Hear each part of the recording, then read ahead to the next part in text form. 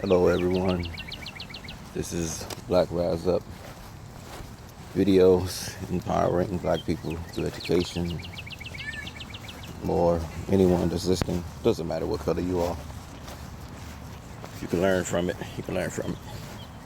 The goal and the object is to make the world a better place for everyone because we all going to live together no matter how you feel about a black person, no matter how you feel about a white person. Doing something different, walking through my neighborhood. Usually don't do the videos walking, but I'm doing a video walking. Now, my neighborhood is mixed. It's full of white people, black people, Muslims, Indians, Jews, whatever you want to call it. And our crime is very non-existent. Everybody gets along, rarely have any problems here, period. But that's not what I'm really here to talk about. I just want to tell you about my neighborhood, just to show you that people can get along. Even super white supremacy people, super black supremacy people, racist people on all sides, because black people just as racist as white people. White people just as racist as black people. Now, I've seen, I read, I've seen, I've listened. There's been many people bringing up that black women are only worth $5. That's their net worth. Now, then through this process, on one of the comments, I seen a woman, make a video. It was pretty funny, but she was serious. And that's where I have a problem with, show you my neighborhood. I'm going around. I live in a mixed neighborhood. Like I say, there's not a bunch of, can't say I live in a white neighborhood, can't say I live in a black neighborhood, can't say I live in this neighborhood. I live in a neighborhood full of different mixed people. But I seen the video. It was pretty funny, but she was serious. She made a video about, black women only being worth $5. She was like, if black women are only worth $5, the men must be only worth 50 cents. That's why 50 Cent named himself 50 Cent. That's what she said. I thought it was funny. But the problem is she wasn't joking. If she was joking, I would have laughed over it all day, but she was serious about this. So I chose to comment on, not going to pull a woman out, this and that, just not that type of person.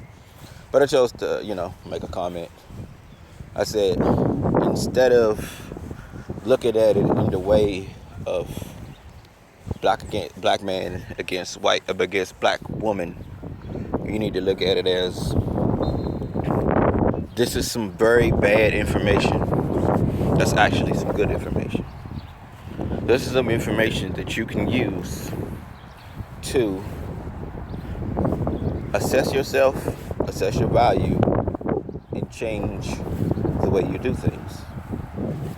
And understand why you even in debt, you have worth or you don't. But one thing we do understand, black people don't own that much property. So that's one thing that's a loss against you. Right there, that we have to start building things. We have a lot of school debt for the people that go to school because we can't afford to pay for college outright. So we have to take out loans. And taking out loans means you're going to be in debt. And if you don't choose to keep deferring on your payments and you forget, you're going to get bad credit in the process. And once you get bad credit, pretty much screwed yourself out of a lot of things, because there's a lot of jobs that won't hire you because you got bad credit. There's plenty of things like credit cards and personal loans and things you can get to help start your own business. And that's another thing about us not having, any wealth, any income, anything, because we don't have our own business. So we rely on other people to hire us, other people to basically determine our goals and our future. Nice little baseball, I'll show you here. Just sitting here talking. But we don't have any value. We don't have no assets. I mean, this is just one of the things. I don't have any assets, is why I say we have a house.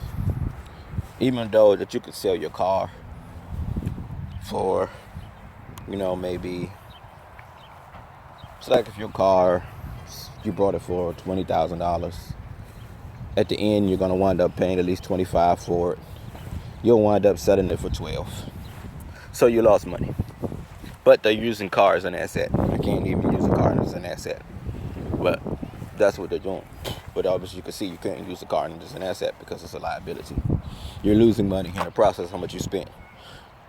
Pay $25,000 for a car. You're gonna sell it for $12,000. You lost more than double the money. So that's not an asset. But you still got something that you can sell just in case something goes wrong. That's what they're saying. That's what more they were talking about. When something goes wrong in your life, can you survive it? You have no money in the bank account. You have no this, you do that, so you can't survive it. You can't survive any type of crisis or any type of problem. So that's why they came up with that. But the one thing that he forgot to mention in this article and any of these conversations that I've heard and recordings and writings, it's been many talking about it here. A lot of people talk about it. Intellectual properties. Intellectual properties is more important than physical property. Intellectual properties keep you and your family not rich, but wealthy. They didn't mention that. And they didn't mention it for a reason, because they don't want you to know about that. They didn't want you to know about that part. They'll teach you about other things, and just to see how intelligent you are. You gotta put yourself above yourself sometimes, in front of yourself. Why did they release this information? Why all of a sudden now does someone decide to release this information that they always knew? They've been knew this. They're gonna try to say they didn't know this. They've been knew this. If 40% of black folks are on welfare and we want to make up 13% of the country, and I forgot what the number is, can think of it off the top of my head, that maybe 70% of the black men are either incarcerated, they're in jail, that they have been incarcerated, they have put themselves in the system. And if once you get a felony, you pretty much screwed yourself. So when you sit here and think about this, and then you got the 80% of the kids born out of wedlock, single parent homes. So 40% on welfare, 80% wedlock, 70% of the males are either in the system or have been in the system. That's a giant discrepancy of life, of showing you that we don't have anything. You can't have anything with that much negative outcomes against you, because outcome doesn't always make it positive. Just like your role model doesn't always make sure, just because the role model means it's going to be positive. Just is what it is. I'm gonna stop it and do part 2.